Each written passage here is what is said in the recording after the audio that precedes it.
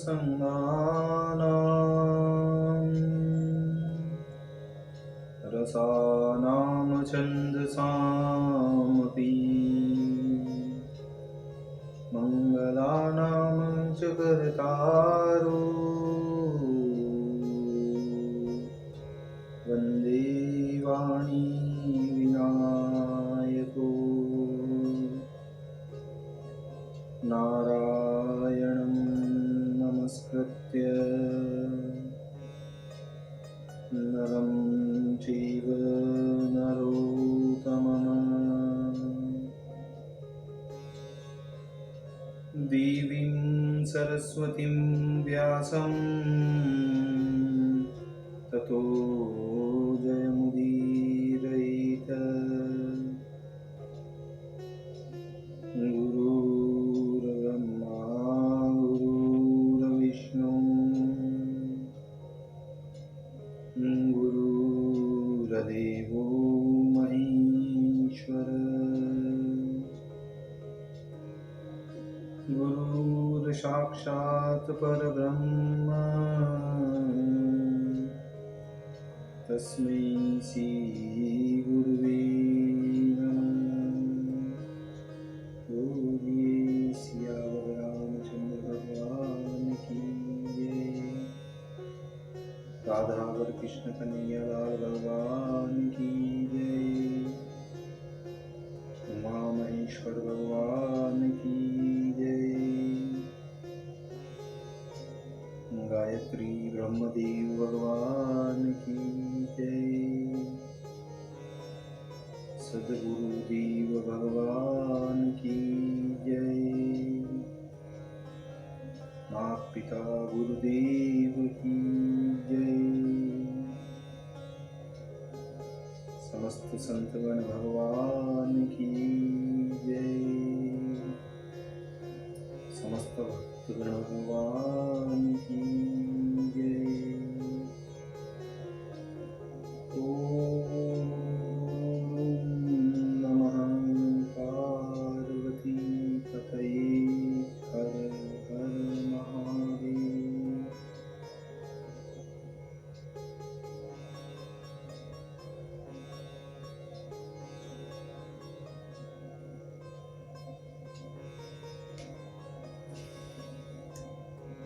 तो मित्रों,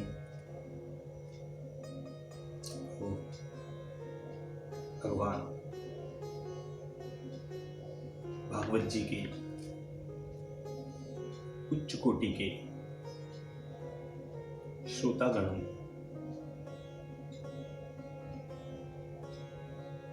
अभी तक हमने श्रीमद् भागवत भगवान की कथा का प्रथम स्कंद को क्रम रूप में श्रवण करते आ रहे हैं, पठन करते आ रहे हैं, भजन करते आ रहे हैं, कीर्तन करते आ रहे हैं और कथा का मनन करते आ रहे हैं। भागवत भगवान की कथा का क्रमबद्ध से हम पाठ कर रहे हैं। इसी क्रम में प्रथम स्कंद की कथा को आगे की ओर अग्रसर करते हैं। आप सभी श्रेष्ठ श्रोतागण भगवान श्री राधा वल्लभ कृष्ण कन्हैया लाल भगवान के श्री चरणों में दृढ़ भक्ति रखते हुए कथा का श्रवण करें, पठन करें, कीर्तन करें, भजन करें।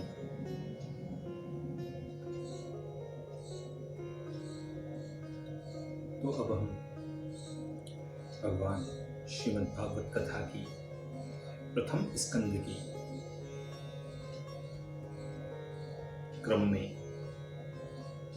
13वें अध्याय की ओर कथा को अग्रसर करेंगे। तो कहते हैं कि त्रयोदश अध्याय में विदुर कथा उपरांत धृतराष्ट्र की मोक्ष को वर्णो सकल वृतांत। धृतराष्ट्र की मोक्ष को वर्णो सकल वृतांत। सूत जी कहते हैं कि हे ऋषियों, विदुर जी तीर्थ यात्रा में मैत्रेय जी से श्री कृष्णचंद्र की गति सुनकर हस्तिनापुर में आए और जिस बात को जानने की इच्छा थी वह सब उन्होंने पूरी हुई। और विदुर जी ने मैत्रेय जी के आगे जितने जितने प्रश्न किए थे उनमें 3-4 प्रश्न से ही विदुर जी की श्री गोविंद में पूर्ण भक्ति हो गई थी। उन प्रश्नों से उपराम हुआ। हे ब्राह्मण, अपने भाई विदुर जी को आता देखकर सब भाइयों समेत धर्मपुत्र धृतराष्ट्र, युयुत्सु, संजय, कृपाचार्य, कुंती, गांधारी, द्रौपदी, सुभद्रा, उत्तरा, कृपि, द्रोणाचार्य की स्त्री, सभी जाति की स्त्रियां और पुत्र सहित और स्त्रियां अत्यंत हर्ष से जैसे देह में प्राण आए हों ऐसे आए हुए उन विदुर को सब बड़े आदर सत्कार से मिलते हैं। विरह की उत्कंठा से प्रेम के विवश होकर सभी नेत्रों से जलधारा प्रवाहित होने लगती हैं। युधिष्ठिर जी ने भी हाथ जोड़कर उनका पूजन करके आसन पर बिठाया। जब विदुर जी भोजन से निश्चिंत होकर आसन पर विश्राम करने लगे उस समय नम्रता के साथ प्रणाम करके उनके चरण दबाने लगते हैं और बोलते हैं, कौन? तो सभी पांडव, कि आपने हमारे ऊपर बड़ा अनुग्रह किया है जो इस समय आपने यहाँ आकर हमें दर्शन दिया। हम पांचों भाई आपकी छत्र छाया में बड़े हुए हैं। आप हमको कभी स्मरण करते थे या नहीं? जैसे पक्षी अपने पुत्रों को अति स्नेह से पंखों की छाया में बढ़ाता है, उसी रीति से आपने हमको बढ़ाया है और माता सहित हमें सब विपत्तियों से बचाया है। विष से, अग्नि से और अनेक कठोर विघ्नों से आपने रक्षा की है। जिस समय दुर्योधन आदि कौरवों ने हमको लोहे के कोठे में बंद करके यह विचार किया कि इनको भस्म कर डालें, उस समय आपने कृपा करके पहले ही सुरंग खुदवाकर हमको वहां से निकाल कर बचा लिया था। हम कहाँ तक आपकी बढ़ाई करें? आप तो सदा हमारी सहायता करते रहे हो। इस क्षिति मंडल में आपने कौन वृत्ति से शरीर का निर्वाह किया है? इस भारतवर्ष में पृथ्वी पर जितने मुख्य तीर्थ क्षेत्र हैं वह सब आपने तीर्थ यात्रा किए हैं। आप सरी के महात्माओं की तीर्थ यात्रा तीर्थों पर कृपा करने के लिए है, कुछ अपने अर्थ के लिए नहीं। आप सरी के भागवत तो आप ही तीर्थ रूप स्वरूप लगते हैं। आप विदुर जी के दर्शन से तीर्थ भी पवित्र हो जाते हैं। अपने अंतःकरण के निवासी गदाधारी भगवान से मलिन जनों के कुसंग से तीर्थ भी मलिन हो जाते हैं।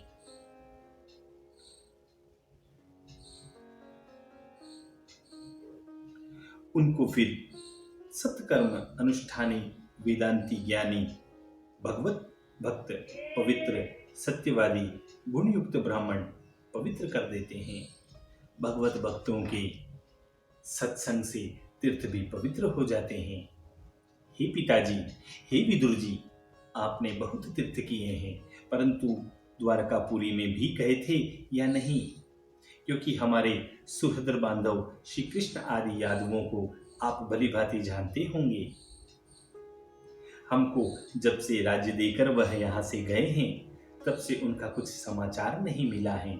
न जाने वे अपनी पुरी में कैसे हैं कैसे नहीं, वह कृपा करके हम लोगों से कहो। धर्मराज ने जब यह सब कुछ पूछा तब विदुर जी ने सब तीर्थों का वृतांत कहा।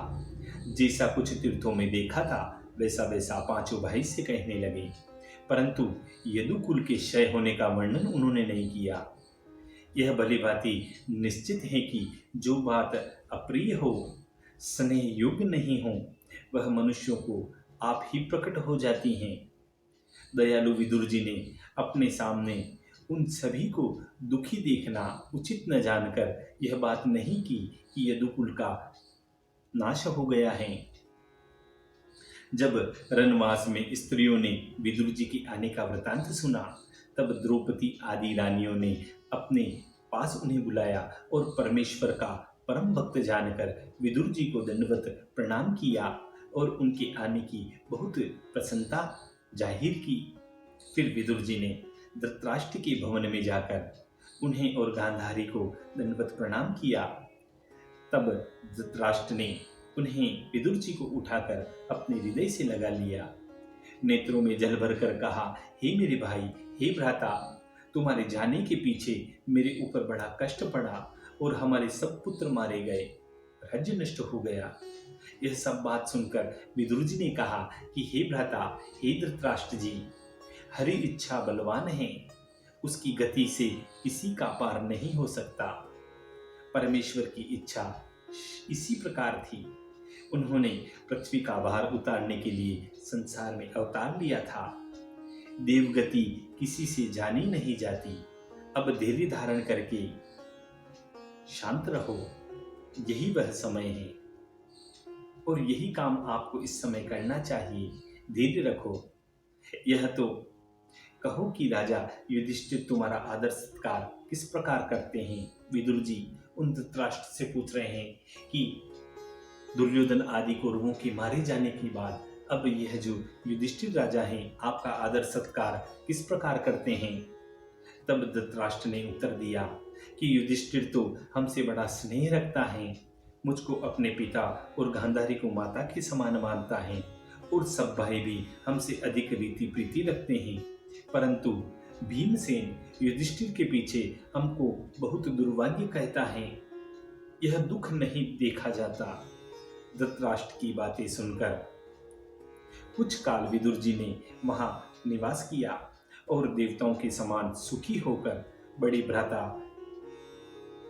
धृतराष्ट्र के कल्याण के लिए सबसे रीति प्रीति करते रहे। यमराज मांडय के शाप से शूद्र योनि में विदुर जी का जन्म हुआ था। तब तक यमराज के स्थान में अर्यमा काम करते रहते थे। इसकी कथा इस प्रकार है। ये देखिए, ये शूद्र जाति में क्यों जन्म हुआ विदुर जी का, तो यह यमराज मांडय के शाप से हुआ था। वह कथा यहाँ पर कहते हैं सूत जी कि किसी देश में चोर किसी का धन चुरा कर भागे थे और राजा के दूत उनके पीछे दौड़े। वे चोर भागते भागते वहां पहुंचे जहां मांडय ऋषि तप कर रहे थे। उनके निकट ही चोर जाकर छिप रहे। राजा के दूत उन ऋषि के समीप आकर ऋषि समेत चोरों को पकड़कर राजा के पास ले चले गए। राजा ने आज्ञा दी कि सबको शूली पर चढ़ा दो। राजा की आज्ञा से चोरों ने सबको शूली पर चढ़ाना आरंभ किया। मांडव्य ऋषि की ओर जो देखा तो उनको ऋषि जानकर सूली से उतार लिया। राजा ने कहा, इन ऋषि को सूली से उतार दो, और उन राजा ने उन ऋषि को दंडवत प्रणाम करके अपना अपराध क्षमा करने के लिए उनको प्रसन्न किया।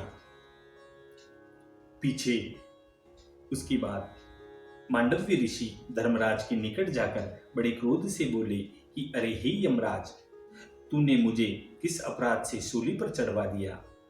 तब यमराज बोले कि हे महाराज, आप बालकपन में टाली का कुश के अग्रभाग से छेद कर खेले थे, उसके बदले में शूल पर आप चढ़ाए गए हैं। यमराज का वचन सुनकर मांडव्य ऋषि ने यमराज को शाप दिया कि मैंने बाल अवस्था में अज्ञात से यह काम किया था, उसका तूने मुझे ऐसा भारी दंड दिया है। अब तू शूद्र हो जा। वह जो यमराज जी को श्राप दिया था, वही श्राप पारित करने के लिए यमराज जी विदुर जी बनकर यहाँ आए थे। तब यही पूरी कथा है कि यमराज को मांडव्य ऋषि का जो श्राप मिला था, वही यह श्राप है और वही अवतार उन यमराज जी का विदुर जी के रूप में श्राप को परिपूर्ण करने के लिए हुआ था। तब राजा युधिष्ठिर आगे की कथा आप कहते हैं। पुनः सूत जी कथा की ओर ले चलकर कहते हैं कि राजा युधिष्ठिर राज्य पाकर पोते को कुलोद्वारक देख लोकपाल समान भ्राताओं सहित लक्ष्मी से परम आनंदित हुए और ग्रह के व्यापार में ऐसे आसक्त हो गए कि उन्हें विदित ही नहीं हुआ कि परम दुस्तर काल का समय आ चुका है। यह अभिप्राय जानकर विदुर जी धृतराष्ट्र जी से कहते हैं कि हे राजन, हे भाई, शीघ्र यहाँ से निकलो, भयंकर भय आ रहा है, वह तो देखो। हे प्रभु, जिस काल के लौटने का कोई उपाय नहीं है, जो कहीं से कभी नहीं जा सकता है, वह यह भगवान का काल हम सबको ऐसे ही आता हुआ दिख रहा है। जिस काल से ग्रसा हुआ जीव अधिक प्रिय प्राणों से तत्काल वियोग पाता है, और धन पुत्रादि की तो बात ही क्या कही गई है। जब पिता, भ्राता, सुहृद, पुत्र ही सब तुम्हारे मारे गए हैं, सब आयु तुम्हारी हो चुकी है, देह को बुढ़ापे में घेर लिया है, तो भी पराए घर में हे धृतराष्ट्र तुम क्यों रह रहे हो। बड़ी आश्चर्य की बात है। विदुर जी उन धृतराष्ट्र से कह रहे हैं कि बड़े आश्चर्य की बात है। इस जीवों को जीवन की बड़ी आशा लग रही है, और वह तुमको भी, मुझे लग रहा है कि वह आशा तुमको भी है। भीमसेन के दिए हुए टुकड़े श्वान की नाई तुम खाते हो। तुमने भी तो अपनी चलती में उनके साथ कुछ कसर नहीं छोड़ी थी। जब तुम राजा थे, तुमने भी तो इन पांडवों के साथ कोई कसर नहीं छोड़ी। आज भीम कर रहा है तो तुम्हें दुख हो रहा है। लोहे के कोठे में बंद करके तुमने आग लगवाई, लड्डुओं में विष दिया, उनकी स्त्री द्रौपदी की सभा में अवज्ञा की, पृथ्वी उनकी तुमने छीन ली, धन धाम उनका छीन लिया। अब उनका दिया हुआ अन्न खाकर शरीर पुष्ट करने से कुछ प्रयोजन नहीं निकलेगा। कृपणपन से जीने की इच्छा अच्छी नहीं है, और जो इच्छा भी है तो यह तुम्हारा जरा जीर्ण शरीर सब प्रकार अब क्षीण हो गया है। तुम बूढ़े हो गए हो। जैसे पुराने वस्त्र त्यागने योग्य होते हैं, ऐसे ही तुम्हारी देह की गति हो गई है। अब तुम धैर्य धरो। जो पुरुष विरक्त वन सब बंधनों से मुक्त होकर इस देह को त्यागते हैं, वह अविज्ञात गति स्वार्थ रहित धीर कहलाता है। जो कोई भी अपने आप अथवा पराय उपदेश से आत्मा को पहचान कर हृदय में भगवान परमेश्वर के चरणान बिंदु को धारण करके और सभी मोह माया को त्याग कर संन्यास धारण करता है, वे ही मनुष्यों में श्रेष्ठ कहलाते हैं। अपने संबंधियों से छिपकर तुम उत्तराखंड को चलो, और इनके पीछे पुरुषों को गुणनाशक बहुत बुरा समय आने वाला है। अजमेर वंशी जन्मांधक को इस भांति छोटे भाई विदुर जी ने जब समझाया, तब धृतराष्ट्र अपना चित्त ढककर कुटुंब के लोगों से स्नेह त्याग कर विदुर जी से जो मुक्ति मार्ग बताया, उस पर आरूढ़ होकर कहा, हे भाई, तुमने सत्य कहा है। कौन कह रहे हैं? तो धृतराष्ट्र जी उन विदुर जी से कह रहे हैं कि तुमने जो भी बातें कही हैं, यह सब सत्य हैं। हमारे मन में भी यही इच्छा है, परंतु हम दोनों स्त्री पुरुष नेत्रहीन हैं। मैं भी अंधा हूं और मेरी ये पत्नी गांधारी भी अंधी है। किस प्रकार हम उत्तराखंड को जाएं? तब धृतराष्ट्र की अधीनता के वचन सुनकर विदुर जी बोले कि इस बात का आप कुछ संदेह मत करो, मैं आप दोनों को अपने साथ पकड़ कर ले चलूंगा। आप हमारे बड़े भाई हो, इस कारण पूजनीय हो। जब तक आप जीवित रहेंगे तब तक सब प्रकार दिन रात में आपकी सेवा करूंगा। अब देखिए, विदुर जी ने धृतराष्ट्र जी को कहा कि आप हमारे बड़े भाई हैं। तो यहाँ एक शंका आती है कि धृतराष्ट्र और पांडु का छोटा भाई विदुर कैसे हुआ, क्योंकि ये तो दो ही भाई थे, एक तो धृतराष्ट्र और एक थे पांडु जी। तो ये विदुर जी छोटे भाई कैसे हुए?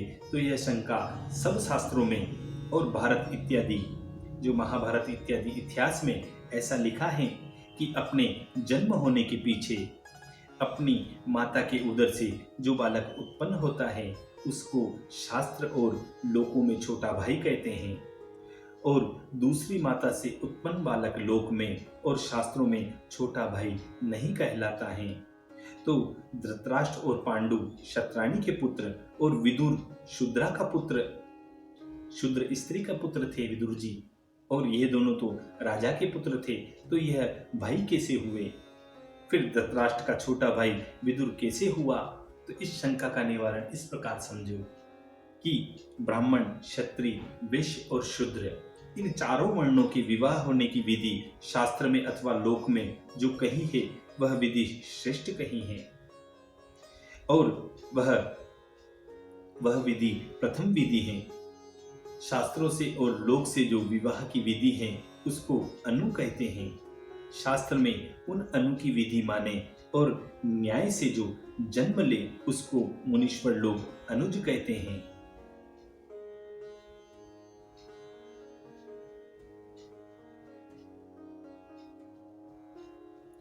इसलिए विदुर का नाम अनुज हुआ। विदुर वर्ण संकर को भी कहते हैं, अथवा अपने जन्म के पीछे अपनी माता में जो जन्म लेता है उसको भी शास्त्र में लोक में अनुज कहा जाता है। अनुज मतलब छोटा भाई। शब्द के अर्थ अनेक प्रकार के हैं, परंतु जो अर्थ जिस स्थान में जैसा घट जाए अथवा योग्य जान पड़े वही अर्थ उस पद का लगाना चाहिए।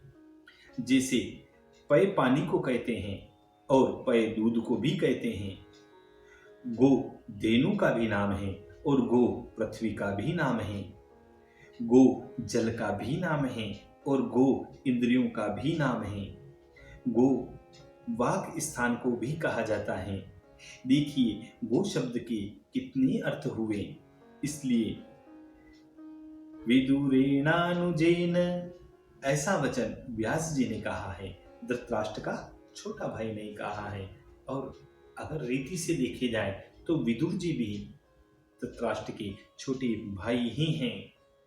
उसकी कथा को अगर हम जानना चाहें तो महाभारत आदि कथाओं में उनका वर्णन आता है, वहां हम इसे देख सकते हैं।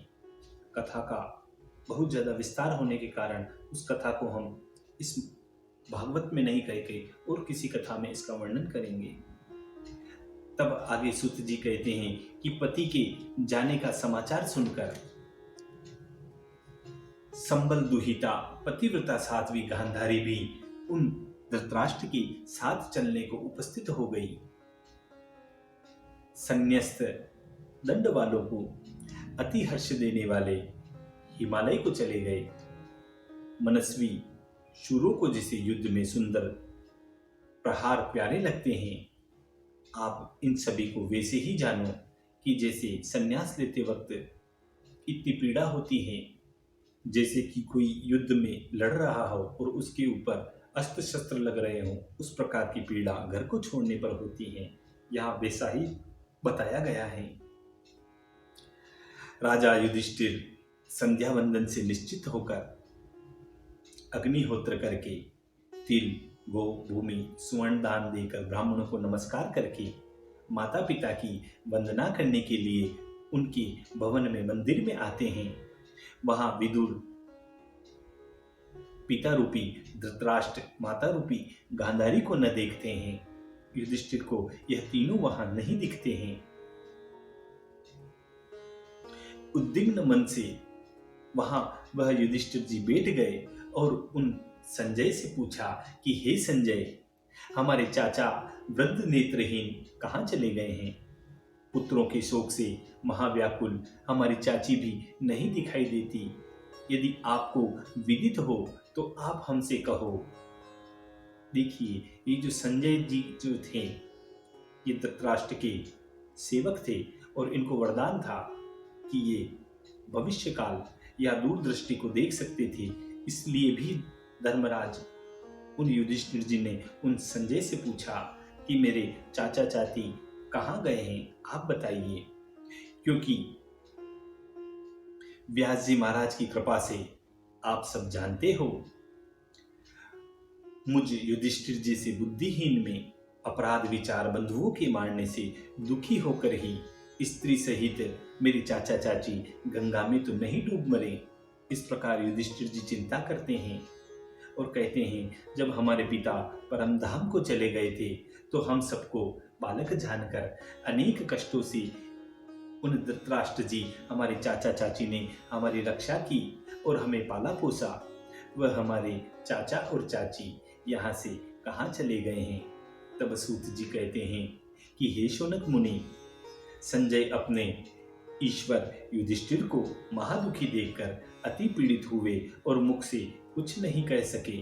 दोनों हाथों से आंसू पोंछकर बुद्धि को सावधान करके मन को धैर्य देकर प्रभु के चरणों में युधिष्ठिर जी स्मरण करते हुए अजात शत्रु युधिष्ठिर जी बोलते हैं कि हे संजय बोलो ना। तब वह संजय कहते हैं कि हे कुरुकुल नंदन, हे युधिष्ठिर महाराज, आपके पिता के समाचार में कुछ नहीं जानता और गांधारी तुम्हारी जो चाची हैं उनके जाने की भी मुझको कुछ भी सुधि नहीं है। इन महात्माओं से मैं वंचित हुआ हूं। उसी समय कहीं से घूमते घामते नारद जी वहां आ पहुंचे और साथ में तुम्बुरु गंधर्व को भी लेके आए थे। उनको देखकर भाइयों समेत युधिष्ठिर पांचों पांडव उठकर उन दोनों की पूजा सत्कार प्रणाम करके बोले कि हे भगवान, हमारे चाचा चाची न जाने कहाँ चले गए हैं। पुत्रों के निधन होने से महादुखी होकर तपस्विनी गांधारी कहाँ गई हैं? अपार शोक सागर में डूबे हुए को देवी रूपी केवट बनकर नारद जी आप हमारे पास पहुंचे हैं। हे अज्ञान नाशक, हे मुनीश्वर, हे देव ऋषि, महाबुद्धिमान, सर्वज्ञानी, विघ्नहर्ता, सबकी विपत्ति में आकर आप सहायक होते हो। जो उनको कहीं सिंह व्याघ्र ने तो नहीं खा लिया अथवा कहीं कुएं में डूबकर वह मर तो नहीं गए। मेरी बड़ी दुर्नामता होगी, मेरी बड़ी बदनामी होगी। किसी के सन्मुख मुख दिखाने को भी मैं नहीं रहूंगा। आप देवऋषि हैं, दिव्य दृष्टि हैं, दया करके मुझे बता दीजिए। हम उनकी विनती करके उनको पुनः हमारे घर में ले आएंगे। अगर वो कहीं रूठ के चले गए हैं चाचा चाची तो हम उनको मना कर ले आएंगे, क्योंकि भोजन छाजन में अत्यंत वह दुखी होंगे। उनको दिखता नहीं है, वह अंधे हैं। युधिष्ठिर के इस प्रकार वचन सुनकर मुनि सतम भगवान नारद जी बोलते हैं कि हे राजन, शोक संताप मत करो। यह सब संसार ईश्वर के वश में है। जो सबका ईश्वर है उसको अपने पालक सहित सब लोग भेंट देते हैं। वही परमात्मा सब जीवों का संयोग वियोग करता है।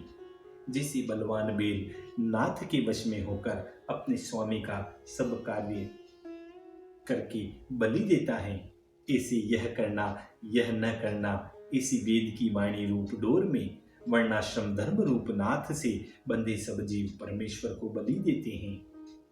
जैसे खेलने वालों की इच्छा से खेल की सब सामग्रियों का संयोग वियोग हो जाता है, उसी प्रकार ईश्वर की इच्छा से सब जीवों का संयोग समझना चाहिए। लोक को ध्रुव मानो अथवा अध्रुव मानो व दोनों मत मानो। मोह से स्नेह से सब प्रकार से शोक करना नहीं चाहिए। हे युधिष्ठिर, यह जो अज्ञानपन की तुम्हारी व्याकुलता है इसको तुम त्याग दो, क्योंकि तुम कहते हो कि अज्ञान, अनाथ, कृपण, अंधे मुझ बिना वन में कैसे रहेंगे और उनके खाने की सुधि कौन लेगा। तो यह सोच करना तुम्हारा सब वृथा ही है। काल, कर्म, गुण, इनके अधीन यह पंच तत्व का बना हुआ देह है। यह किसी की रक्षा कर सकता है? जैसे अजगर सर्पग्रस्त जीव और को कैसे बचा सकेगा? चार पग वाले पशु आदि तृणादिक को खाते हैं। हाथ जिनके हैं वे जीव और भी सूक्ष्म वस्तु का भक्षण करते हैं, और ऐसे ही सब जीव मात्र जीवों का जीव बचाते हैं। परंतु सब काल के अधीन हैं, कालग्रस्त हैं। हे राजन, सर्वद्रष्टा एक हैं, सब आत्माएं एक हैं, भीतर बाहर जिनमें नहीं है भोक्ता और भोग्य रूप होकर माया से बहुत दिखते हैं। इसलिए सजातीय विजातीय स्वगत भेद शून्य यह भगवान प्रकाश करता है। हे महाराज, वह भगवान भूत भावन काल रूप से सुरेंद्र जो इन देवताओं के द्रोही सुरद्रोहियों के मारने के लिए ही पृथ्वी पर मनुज अवतार धारण किया करते हैं। देवताओं का तो सब कार्य वह कर चुके हैं, केवल यदुकुल की ओर बांट। तब तक तुम भी यहाँ रहो, जब तक ईश्वर श्री कृष्णचंद्र आनंद कंद यहाँ रहे हैं, पीछे तुम भी चले जाना। हे राजन, धृतराष्ट्र सहित गांधारी को विदुर लिए हुए दक्षिण हिमालय की ओर ऋषियों के आश्रम में गए हैं, जहाँ गंगा जी सब ओर बहकर आप 7 रूप में प्रकट हुई हैं, 7 धाराओं में विभाजित हुई हैं।